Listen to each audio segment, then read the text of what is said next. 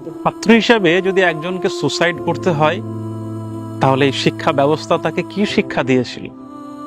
ছাত্র হিসাবে যদি একজনকে তার জীবন শেষ করে দিতে হয়, তাহলে তার জীবনের লক্ষ্য কি ছিল?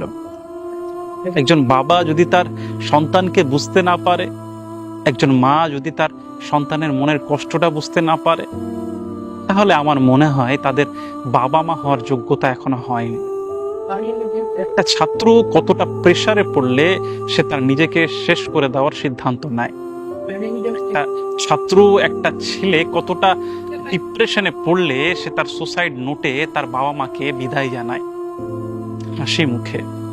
তার নিজের যে অক্ষমতা, তার এফিসিয়েন্সি, এই প্রত্যেকটা জিনিস সারেন্ডার করে এ দুনিয়া থেকে চলে যায়। আপনার কি মনে হয়, একটা মানুষ হিসাবে অন্য একটা মানুষের উপরে এতটা প্রেসার দেওয়া কি উচিত? একটা ছাত্রের উপরে পার্শিয়ালি, ইনডাইরেক্ট ভাবে এতটা প্রেসার দেওয়া কি উচিত? আশেপাশের মানুষ কেউ ডাক্তার হচ্ছে, আশেপাশের মানুষ কেউ ভালো জায়গায় যাচ্ছে বলে তার ক্ষমতার বাইরে, তার এফিসিয়েন্সির বাইরেও তাকে হতে হবে। এটা কোন ধরনের সমাজের নীতি?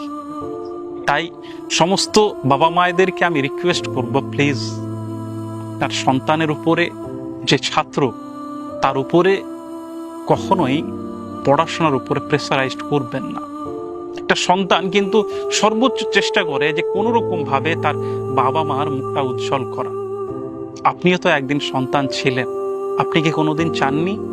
আপনি কি প্রত্যেকবার ব্যর্থ হতে চেয়েছেন যাতে আপনার বাবা মার মুখ কালো হয়? কখনো কি এটা চেয়েছেন? কোনোদিন চাননি। সমাজের রীতিনীতি এটা, কারণ সবাই চায় তার বাবা মার মুখ উজ্জ্বল হোক, কিন্তু বাবা মারা তার সন্তানের উপরে নিজের আকাঙ্ক্ষা, নিজের চাওয়া পাওয়া, এই সব কিছু তার উপরে ঢেলে দেয়, আর তার সন্তান ডিপ্রেশনে চলে যায়। তাই আমি আন্তরিকভাবে আপনাদেরকে রিকোয়েস্ট করব, প্লিজ এইরকম ভাবে প্রেসারাইজড করবেন না। আপনার সন্তান তো আপনারই, সে চলে গেলে তো আপনার কিছু থাকবে না। আপনার সন্তানকে বোঝার চেষ্টা করুন।